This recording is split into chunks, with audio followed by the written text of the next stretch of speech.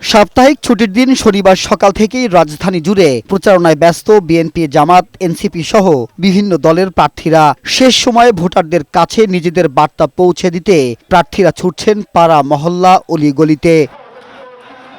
ঢাকা ৮ আসনে বিএনপির প্রার্থী মির্জা আব্বাস প্রচারণা চালান কাকরাইল এলাকায়। ভোটের মাঠে নির্বাচন কমিশন দায়িত্বশীল আচরণ করছে না বলে অভিযোগ করেন তিনি। আমি ভোটারদেরকে অনুরোধ জানাবো, তারা যেন সকল চক্রান্তের জাল ছিঁড়ে ইলেকশনের দিন যথাযথভাবে তাদের ভোটের অধিকারটা প্রয়োগ করবে, যেটা আমরা আদায় করেছি। ঢাকা ১৭ আসনে বিএনপি চেয়ারম্যান তারেক রহমানের পক্ষে করাইল বস্তিতে গণসংযোগ করেন চেয়ারম্যানের উপদেষ্টা আমানুল্লাহ আমান। দেশের উন্নয়নে তারেক রহমানকে রাষ্ট্রনায়ক বানানোর আহ্বান জানান তিনি। ব্যাপক সারা ধানের শীষের পক্ষে, জনাব তারেক রহমানের পক্ষে।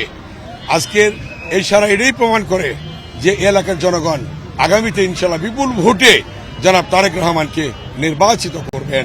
রাজধানীর হাতিরঝিলের মহানগর প্রজেক্টে গণসংযোগ করে ঢাকা ১১ আসনের ১১ দলীয় জোটের প্রার্থী ও জাতীয় নাগরিক পার্টির আহ্বায়ক নাহিদ ইসলাম অভিযোগ করেন, নির্বাচন সামনে রেখে আইন শৃঙ্খলা রক্ষাকারী বাহিনী উদ্বেগ ছড়াচ্ছে।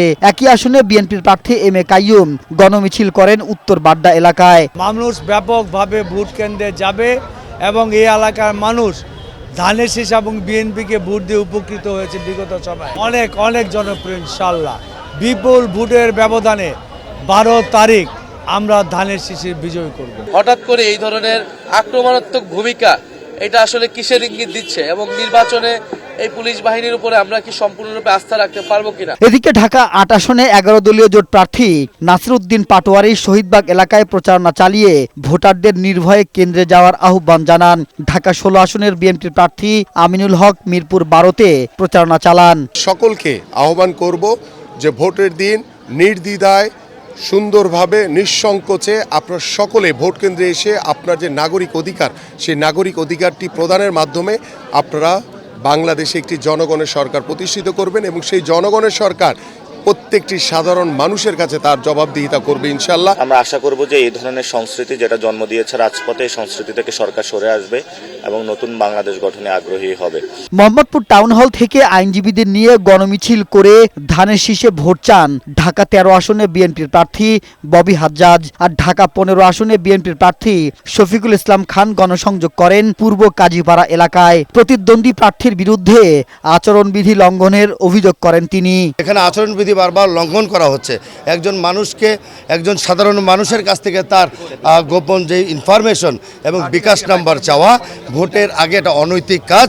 এই অনৈতিক কাজ যাতে ঢাকা ১৫ আসনে না হয় সেই ব্যাপারে আমাদের নেতাকর্মী এবং সমর্থকরা সচেতন আছে। আগামীতে যদি ধানের শীষ মার্কা জয়ী হয়ে আসে, তাহলে জনাব তারেক রহমানের নেতৃত্বে আমরা এমন বাংলাদেশ গড়ব যেই বাংলাদেশে কোন নিগৃহীত নিপীড়িত জনগোষ্ঠী থাকবে না ইনশাআল্লাহ। সকল দুস্থ পরিবারের জন্য থাকবে ফ্যামিলি কার্ড। সকল কৃষিজীবী পরিবারের জন্য, যে 40% বেশি এই দেশে, সকল কৃষিজীবী পরিবারের জন্য থাকবে কৃষি কার্ড, ফার্মার্স কার্ড। আমাদের বেকার তরুণদের জন্য থাকবে বেকার ভাতা এবং ট্রেনিং এর ব্যবস্থা। মিরপুর ১০ নম্বর গোলচত্বরে নারী সমাবেশ করে মহিলা জামায়াত। পরে ঢাকা ১৫ আসনে জামায়াতের আমিরের পক্ষে ভোট চেয়ে মিছিল করে তারা। আর ঢাকা ১৬ আসনে জামায়াতের প্রার্থী আব্দুল বাতেন প্রচারণা চালান মিরপুর ১২ নম্বরে। আমাদের উপরে তো অনেক রাজনৈতিক দুর্যোগ দেশে, সেই দুর্যোগের সময় কিন্তু আমরা মানুষের পাশে ছিলাম। তো সেই ফলটা আমরা এখন পাচ্ছি, মানুষ তার প্রতিদান হিসাবে আমাদের উপরে আস্থা রাখে। এছাড়া শেষ মুহূর্তের প্রচারণায় গণমিছিল, লিফলেট বিতরণ সহ নানাভাবে ভোটারদের কাছে যাওয়ার চেষ্টা করছেন ঢাকার প্রার্থীরা। মাহবুব আজমি, বৈশাখী সংবাদ, ঢাকা।